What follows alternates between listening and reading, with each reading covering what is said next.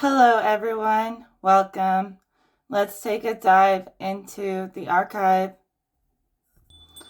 Holiest of spirits, what energy needs to come forward the most? From the Most High Creator Source, from my ethereal, original collective.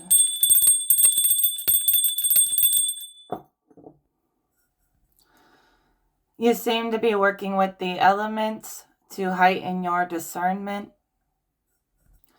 Mother Earth could be teaching you how to balance the abundance that she provides. Spirit is showing me you going around picking plants and knowing the difference between what is poisonous and what is not. So maybe you're really good at identifying plants, but I think Spirit is speaking of something even greater than that. Spirit is saying you've learned how to identify poisonous thoughts versus abundant, helpful thoughts. So you've been able to learn how to cultivate your mental garden. I keep seeing this garden as rejecting the poison apple in a sense. And by doing so, you're rejecting like sin, like the 7 deadly sins. You've been seeing the way that the chakras invert when we invert into these lower ways. Specifically, Spirit is referencing the mind's eye. I see the mind's eye inverting, and that's why you're seeing the physical world in a dark version of itself.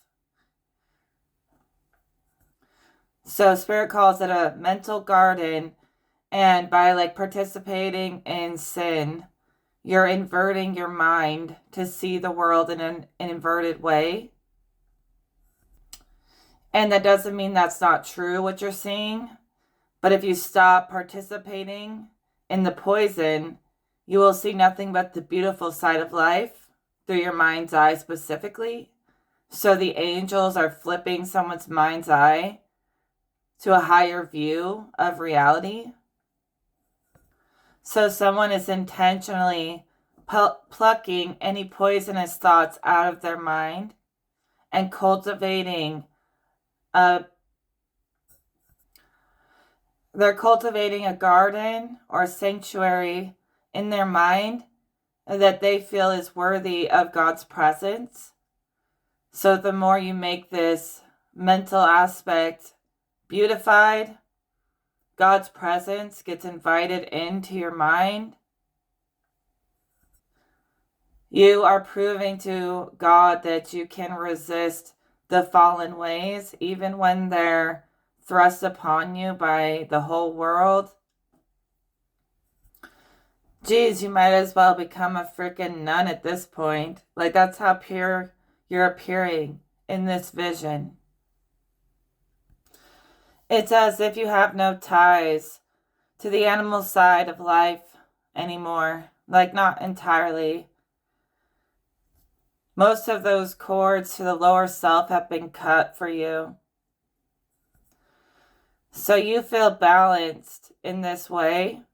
Other people have a very hard time with the level of purity that you're on, okay? They embrace their animal side. They believe that brings them harmony, but that's a human perception of harmony. Some of you guys have released the animalistic code from your body, so you're on very ascended levels where the fallen ways are not appealing and you don't fall for the fallen ways because it's really just not in your code anymore. I'm not saying you're perfect, but God is perfecting you. Trying to be too perfect is prideful. And in this reading, I'm going to be very delicate not to fall into any of the 7 deadly sins so we can build this positive place with the Creator. So you can be proud of what you've accomplished with God without being too prideful and thinking that everyone is not equal when they are on their own level. They're equal. And if they're not, Creator will equalize. So what separates the ascended from humans is the level that they vibrate on. And everyone has a resonance on different levels and vibrations. They all have different vibrational resonance. And some of you are just on a very high resonance than other people. They really get to go where they feel comfortable. So they're resonating on an animal level. It's like animalistic levels, beast levels, system, programming. They're all in the matrix, resonating with the matrix. While some of us are beyond human, we've elevated out of human, and we're resonating on a vibration so high that it can't even really be charted or calculated by humans. They can't really pick up on the signal that you're living on. So you're on a signal way higher than humans can even comprehend. So it goes right over their head, everything that you say, because they've never experienced anything as amazing as us. So they try to comprehend your signal and it goes right over their heads because they resonate on an animal level. So don't be mad at them, but understand that's how it works. When we shed the animal nature, no longer are tempted by the poisons, we're going to ascend to levels where the physical body is no longer really who we are. It's only an aspect of us. The human side is only a tiny aspect of us. Pride must be my curse. Every time I start boosting y'all up too much, Spirit says to bring it down a little, bring it down to earth. God speaks that all of creation is as one, is equal, no matter who they are. They're all equally loved. God is not holding one image, one person up against another image, comparing them. Each one is basically so original that it can't be replicated. So he views it all as equal, yet no two creations are alike. He says to be kind to humans. Even though they can't comprehend us, still be kind to them. Give them time. In a couple of lifetimes, they'll eventually be able to understand your lessons and your presence on this earth, but right now they can't. But someday they will. It may take a very long time because you're way ahead of most of them. So some of you are teachers, and your teachings won't be able to be understood by humans until hundreds of years from now. But that doesn't mean you shouldn't be doing it. Everyone can teach each other something. There's some things that humans do that I can't comprehend. I can't always fully comprehend why they're so low level and they enjoy that so much. Makes no sense to me sometimes. Maybe a past version of me would have understood that back in the day when I was way more on a physical human level and way more attached to the material. I would have understood their pleasures and why they chase it.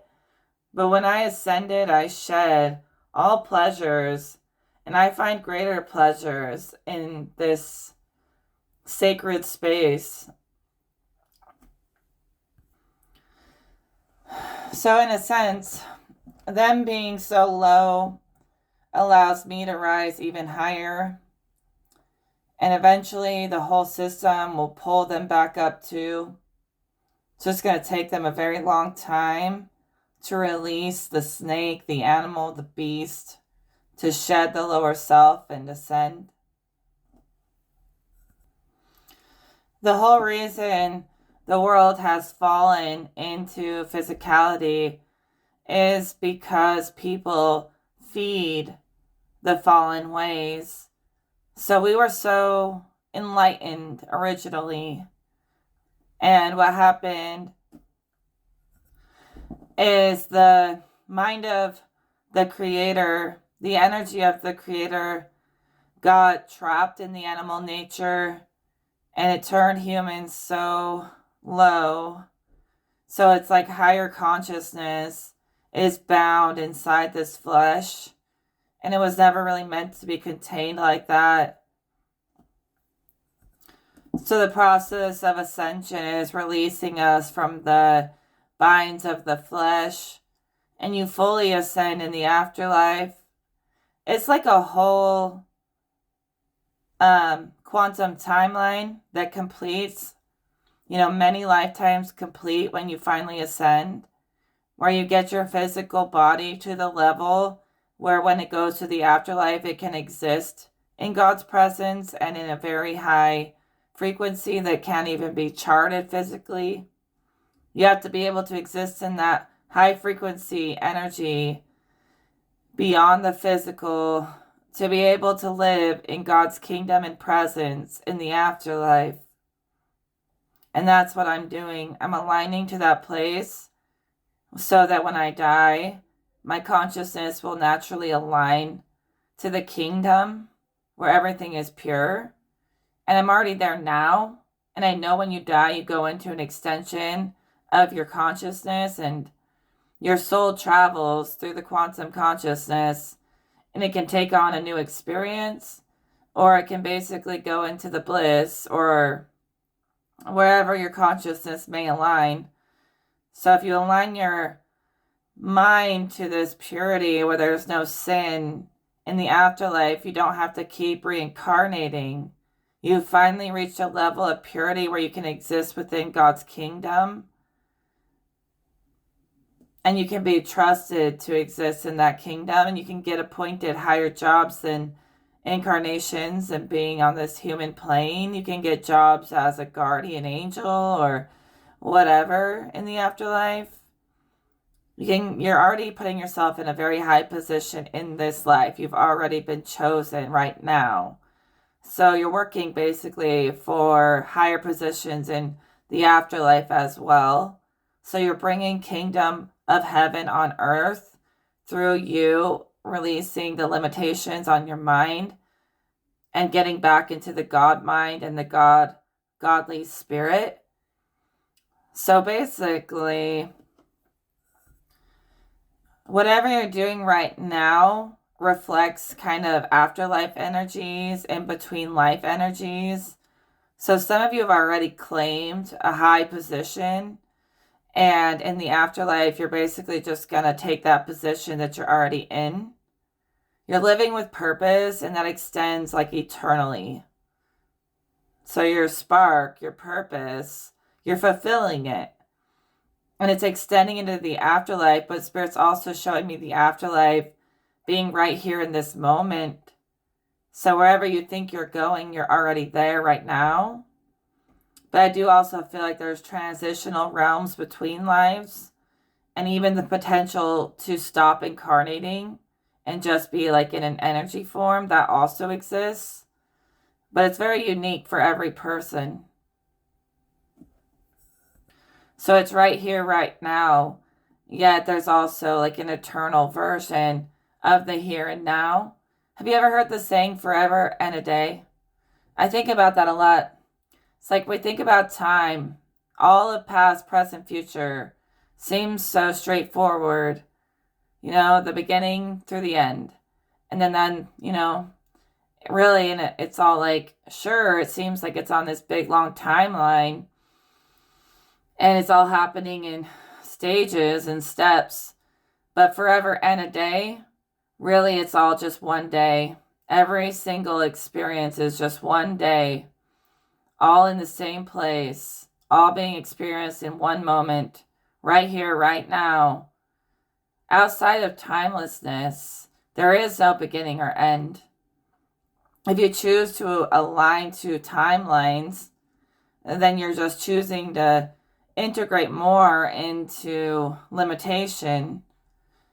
But if you just jump into the moment, it's not like everything disappears, but you're basically able to embody your whole quantum self in one moment, in one day, every day, is just an embodiment of the whole creation in one moment, every day. So you start to become very timeless, where all aspects of yourself work as one.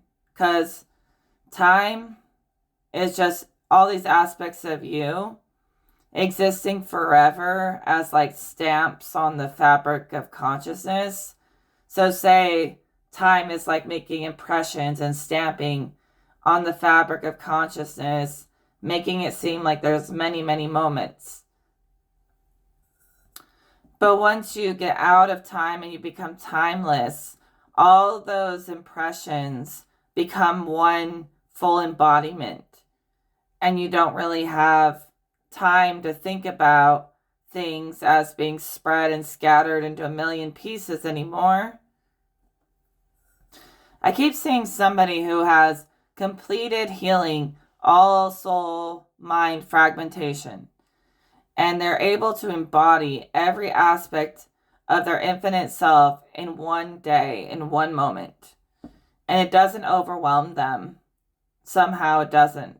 Somehow they became a master over this movement. You know, another thing I'm seeing about the poison, I'm seeing the earth being a reflection of our consciousness. So I see that all the plants, all the different varieties of plants and things we can and cannot eat represent aspects of consciousness as well. So I'm seeing like originally, before the world got poisoned by corruption and the mind fell, before that happened, it was like there was no toxic food. Everything was edible. Everything was like, and then as soon as the world fell, I see weeds and things we can't eat emerging as consciousness fell, as a reflection of consciousness being like grown into the system. And I even see that a lot of the plants that exist in the world all serve a purpose of some kind that reflects the way consciousness as a whole is operating. So it's like a direct reflection into nature, versus elements of consciousness in your mind become elements and plants within nature. And even though some of them seem like weeds or poison, they still serve a purpose. But none of that existed until consciousness fell. And then the material realm reflected that fall, like in the beginning. So as everything has evolved, the environment has evolved as well as a reflection and a mirror of our internal worlds. So everything was very blissful in the beginning, at least as I see it. And when it got corrupted by fallen code or whatever it may be, it started like the evolutionary process to like mutate us and adapt us to be able to deal with this energy that got introduced that corrupted the whole world. So somehow that corruption forced like mutations, and that was in the environment and within people. I know that sounds weird. I'm not calling us all X-Men, but I see like a mutation where it starts evolution, because it started out perfect. And so the perfection got broken, and to ever like fix it and rebalance it, it had to start a process of evolution through the chaos and the darkness and all the fallen ways. So everything we see today has been evolution forced because perfection failed. And that is trying to bring us back to a place of perfection eventually. You don't have to call it perfection, but it's a place of harmony. So it's literally like nature is screaming at us, I have all the gifts to help you heal and harmonize. You just have to learn how to use the tools. And harmony is existing within nature. It's providing everything we need in abundance. It has no bias. It just provides. And I literally hear Mother Nature like screaming, anything you could ever need has been woven into the design and provided for you. It's just like corrupt people who don't want you to know. It could be so much more simple to just live off the earth. But that's like on each of us to figure out ourselves. I'm not saying I know how to live off the earth, but that's what nature is speaking of. Some people here do. They know exactly how to like literally eat from the earth, and they know how to identify every little thing, and they know the medicinal properties, and that's probably something we should all know. But in a sense, Spirit just wants everyone to know that everything we need is provided for us through the earth, and it's reflecting our evolution, and it's harmonizing our needs as people, providing for our needs if we would only become aware of it. Hope this hasn't been boring. I know I don't have every detail. I don't know I don't have every single detail about plants and medicines and why Spirit sends me this message. I don't know, maybe Spirit wants us all to just get more connected with the earth and like living off of the earth more than the grocery store. But that's something you can decide for yourself. It's just a very beautiful potential that's worth exploring. And the way you view nature and the way it makes you feel, it'll reflect back at you your own state of consciousness.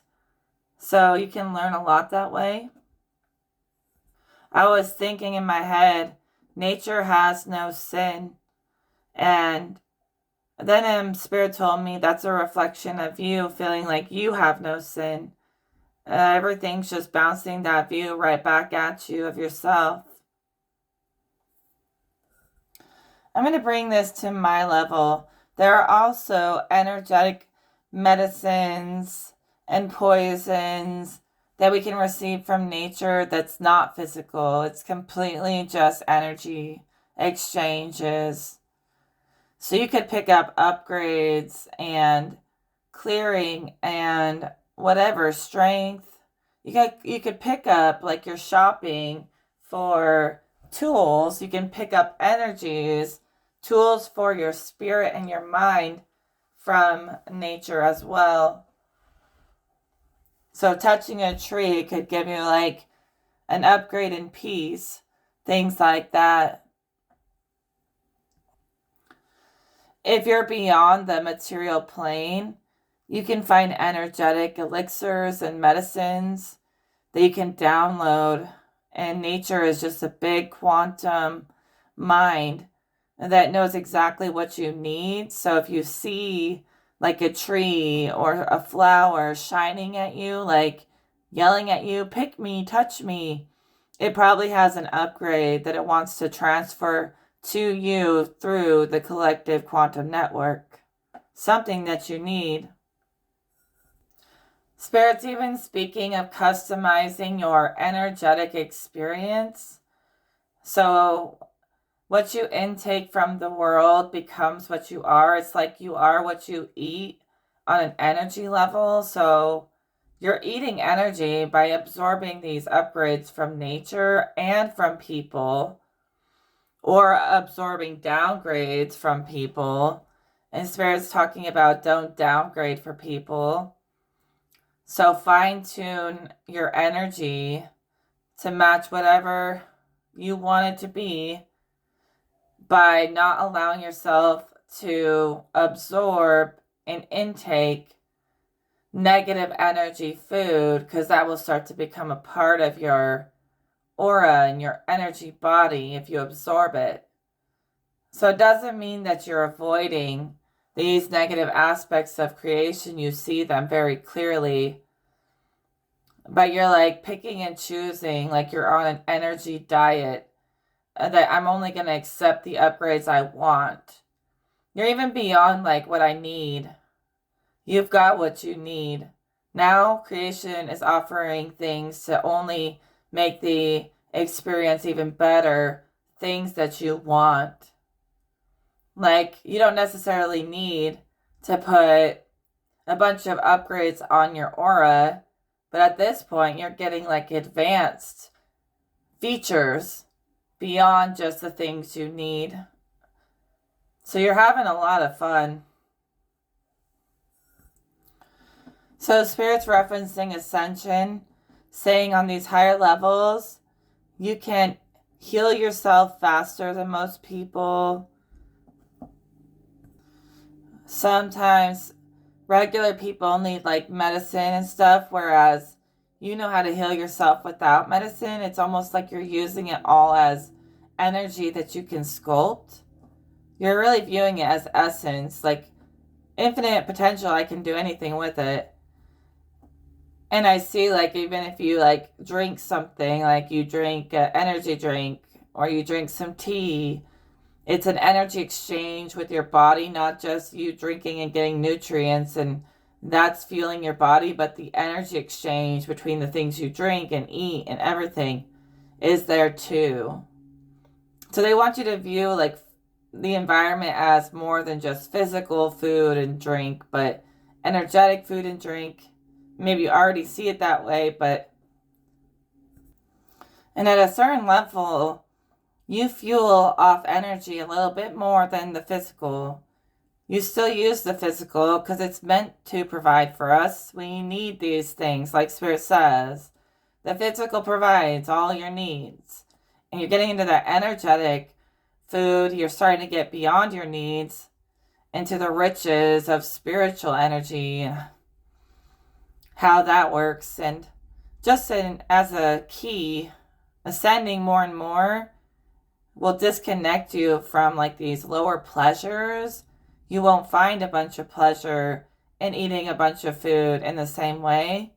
You may find pleasure in just simple like things that are healthy. I don't know, it's like everything wants to be healthy and happy and nothing but healthy and happy. Really speak that over your life. Speak good health and happiness over your life every day. Know that the physical world is an extension of your consciousness, of all of our consciousness. So you have a right to choose whether you're going to go pluck a poisonous berry and eat it, or whether you're going to like only eat the things that are healthy for your soul and your mind. Okay, I think I've like spoken this over and over again, but Spirit keeps repeating it as if it's really important. You're using energy as medicine more than physical medicine. That's what I just keep on seeing in my head.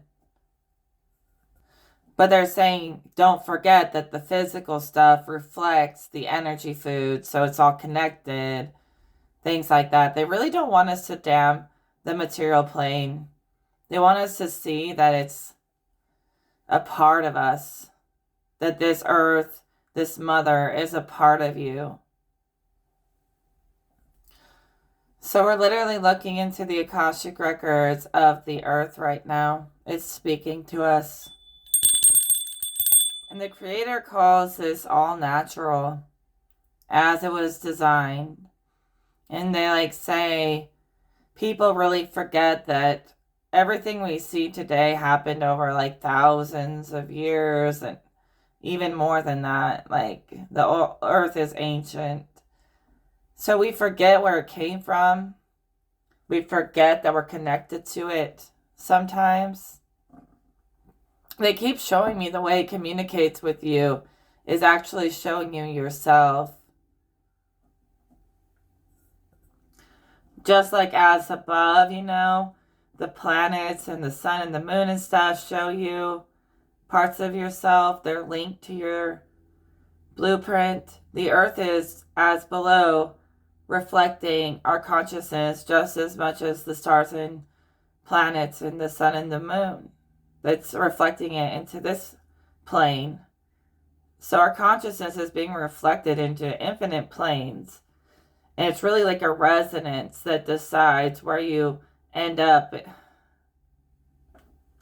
whether you'll incarnate on Earth or in like higher worlds, more evolved worlds, more advanced worlds, I should say, or whether you won't incarnate at all. I see it as like layers stacked together, and the only thing that determines it is really where you resonate on a unique level. So some of you are so ascended that in next lifetimes you'll be incarnating on other planets. Spirit just keeps calling these planets like very advanced. Because you're very advanced, you outgrow the earth plane. Eventually, this place can no longer contain your awareness, and you will elevate to a higher plane where you match the energy of that plane. Throughout your incarnations, it's a level up, a constant ascension, climbing the ladder to heaven. And if people that love to incarnate want to keep incarnating, they will end up in advanced civilizations in other places in the universe too. And then there'll be some people like me who are done incarnating and will live in a spirit body or an energy body. We've ascended our soul self to the point where it can handle existing in these heavenly places without being dissolved. It can exist in these really high energy places. Spirit is saying there's nothing wrong with people who resonate on a lower nature. That's their prerogative. But also, I don't need to feel bad that I don't resonate on that level. For me personally, I want to get to the highest forms of existence that there are. And I know this flesh suit is not it. So everyone who gets looped back into this plane, I'm not interested in that. I have bigger plans for bigger worlds and better worlds. So I know that I have to release the flesh suit for my consciousness to incarnate into a higher form. The flesh suit is not natural for me. None of its desires are natural for me. And I'm not saying this to be holier than thou. I'm trying to check my pride. But I've been working with God every day for a long time, and I want to try to live without any of the 7 deadly sins and see what happens.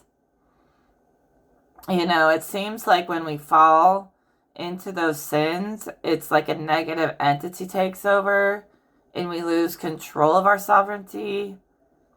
And I feel like there's a negative entity, a collective entity attached to each one of these fallen ways. And sometimes it's like consuming of you and your soul self to fall into those entities' arms. It's like people fall into their arms and they feel comforted by their sins. And I don't want to be one of them. I want to feel comforted by all things beautiful and pure. I've been strongly considering trying to become like a monk or a nun or something like that. Somewhere where I can fit in. Because no matter how much I tell people I've shed my lower self, they act like that's impossible. They just don't listen. I'm not lying. I really did. You know, I don't engage. I could go into details how I don't engage. You know, I don't even like feel the thrills of the physical world. I feel the thrills of spirit, and I chase that. And I know that that's kind of wasting this life to be constantly living in a different world. But I can exist in both, and I can enjoy the beauty of this life, every bit of it. But I know home, and I know this is not my home. Apparently, purity has put us under some kind of spell here. Spirit says that you find this cleanliness to be powerful. You find more power in the softness and the benevolence Not as much in the big aggressive show of authority. You have like a silent authority that's actually way more high ranking than those who try to put on a big show. So you like silently know your power and you're not letting anybody throw you off your throne. Okay? You seem to be taking this human experience as a chance to prove yourself to the Creator. You're like, wow, I like crash landed in this world full of sin. So why am I here? What am I going to do? Clearly, if you're here, you had some lessons to learn too, even if you're very pure. So I think it's in your soul contract to purify through this experience, to purify yourself of any sin, any karma, anything like that, to return to God and return home in the end. So it's like everyone on earth has some kind of corruption in them that needs to be addressed while they're here. And somebody here is taking that very seriously. They're addressing the corruption and correcting it. And they're trying to impress God, like, look, I don't belong to be here with humans. I belonged in greater worlds. So God, like, puts a lot of people on the earth plane to find whatever it is their sin is and to conquer it. So everyone here has a little bit of corrupted code in them. Okay?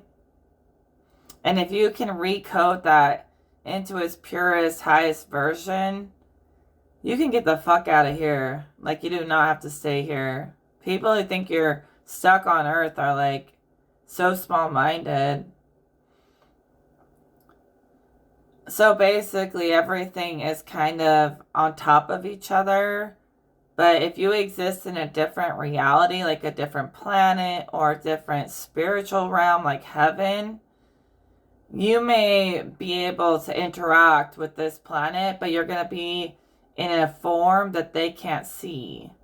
So you're actually already in a form, even as a human, that most humans can't comprehend. So you're beyond human. And even in the afterlife, you can still interact with these humans, but they're not going to be able to see you because you're in a different dimension that's on a level beyond what they can see and perceive.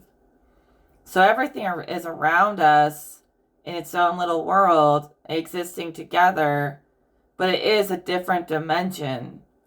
So it's not like you're always going to come to the earth dimension and it's always going to be the same thing. You're going to get into higher levels of existence where it's a totally different plane with different rules. And sure, they're stacked together, but what you can see, you're going to have more dimensional awareness. So you'll be able to see much more.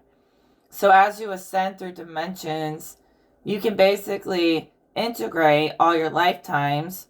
So everything you ever saw in the earth plane, when you get into a higher plane, you'll see all that and more. You'll have more dimension to your sight and your embodiment. So you'll be able to see everything that other people below you can't see. So with ascension comes a greater perception of the whole, but you're still existing in a higher dimension than this earth plane. Okay? So they can interact, but they're on different levels. And those levels are basically just a resonance. It's just a resonance with different vibrations and frequencies.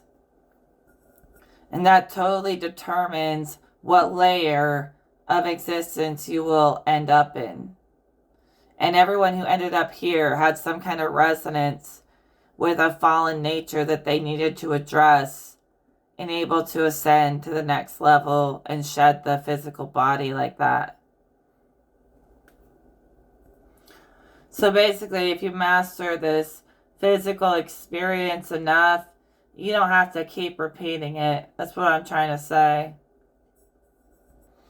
So all these earth angels, should they complete their mission, will become real guardian angels.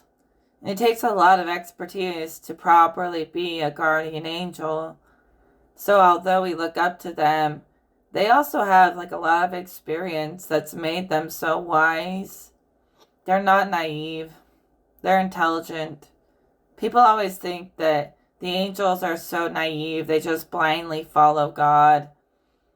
And that's not true. They're so intelligent that they trust God. They're so intelligent that they never fell for the flesh. Those who fell for the flesh were weak. Those who could not be corrupted, they were actually the intelligence of the world. The true intelligence is that energy that can't be corrupted, not because they're ignorant, but because they know better. And that's why we trust the guardian angels. And some of the earth angels here just wanted to be on that level in the next lifetime, and they will be. They'll have mastery that they can teach.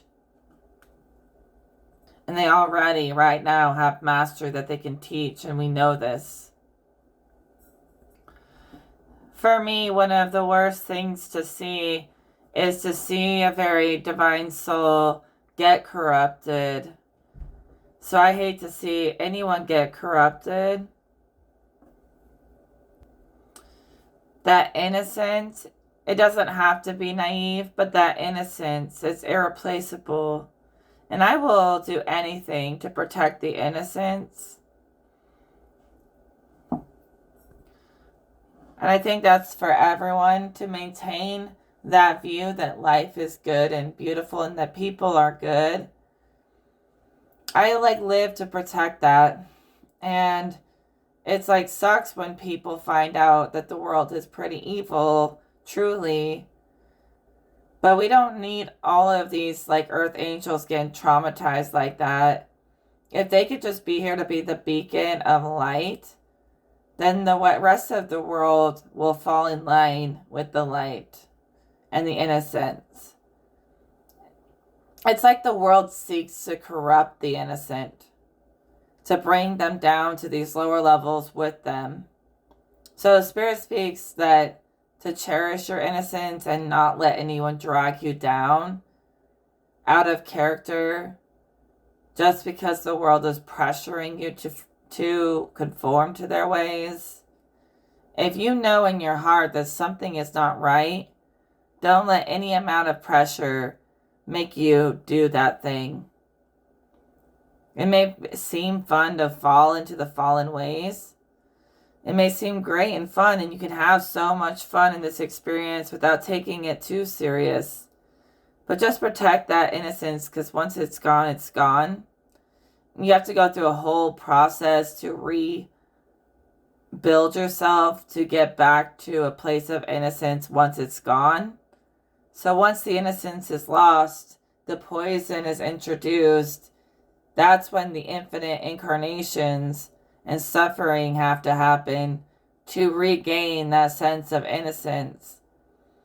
And the angels that never fell, they never had to go through infinite learning and incarnations to learn. They already knew. They had God's knowing, and God knew. And they knew that if they fell, they would create a cycle of learning that would be endless, and they would lose their innocence and have to regain it through an infinite cycle of learning. So they already knew the answers without having to fall to figure it out. They already knew. And everyone has a bit of God's knowing. Sure, no one can know everything, but there are some things that you know that only you know, and you gotta trust your intuition when other people try to push you out of your position, out of your sense of knowing. Leave room to learn more.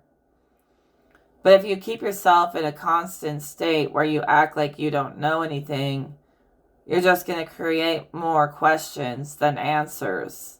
There are always answers to every question. You have to align with the answer. And the answer will evolve as the collective evolves. But there are distinct answers. And if you just like leave this energy very open, you will invite in a lot of new stuff. But to ever solve the grand equation of all this stuff that you're taking in from your environment and others, you've got to know that you have the answer and allow the answer to emerge. That breaks the loop of constant questioning. At some point or another, you can settle on a high truth, on the highest truth. But no one will ever be able to do that till they find that truth themselves. No one can ever force someone to see the light. They have to find the light on their own.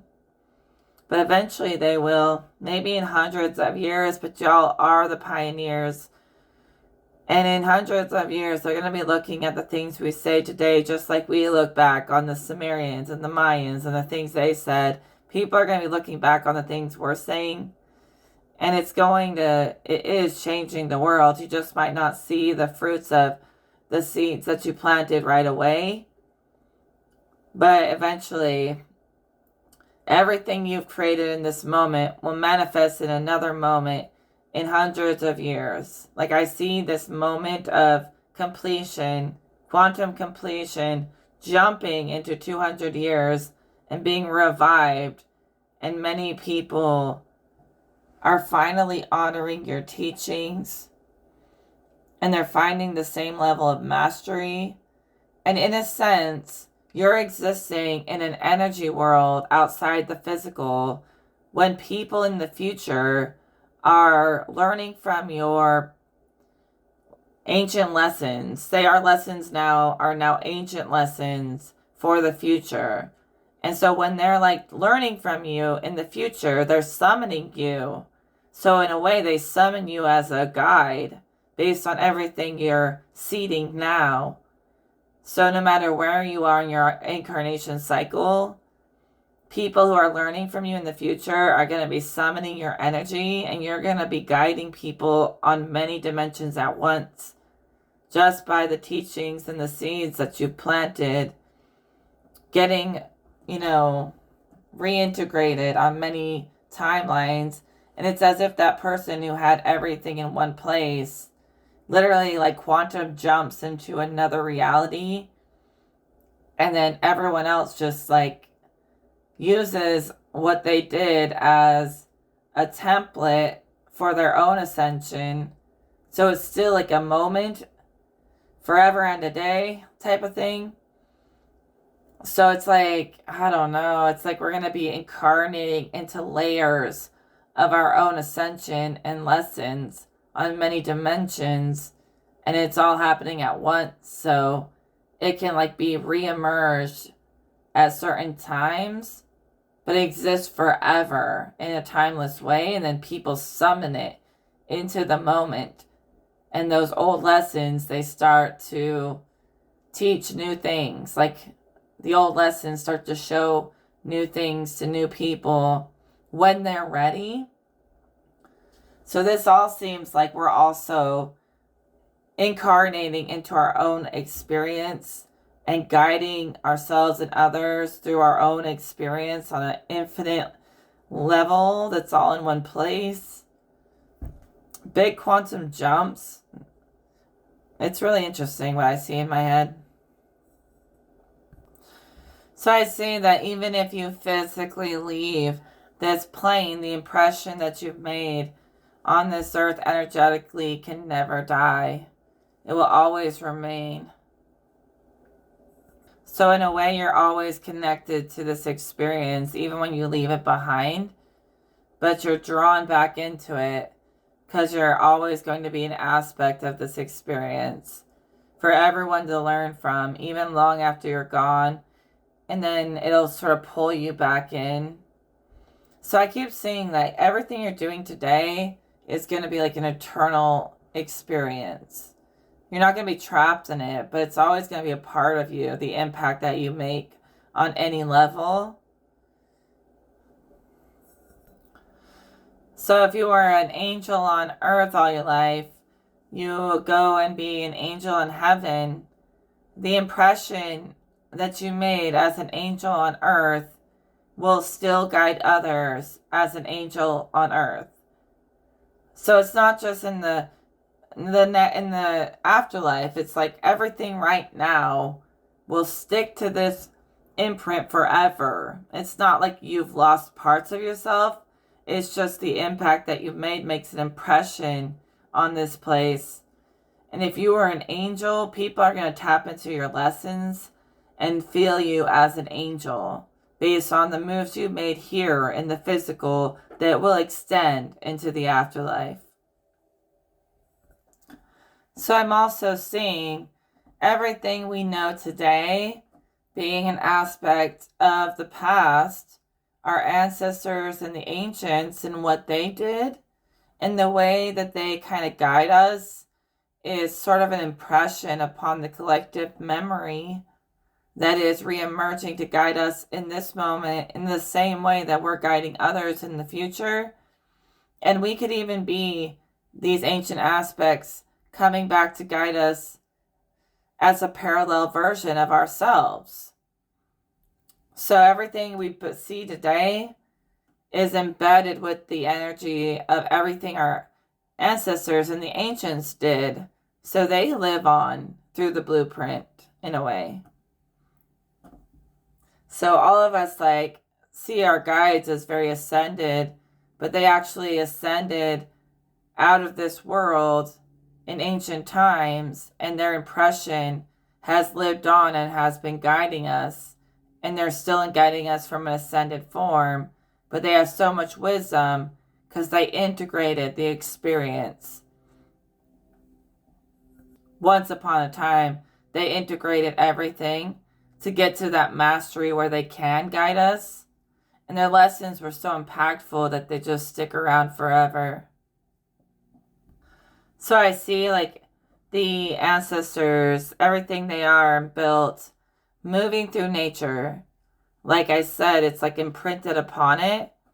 So when you feel like birds or animals or something is like an ancestor coming through or a loved one, it's because they have made an imprint upon nature, which is an extension of our consciousness.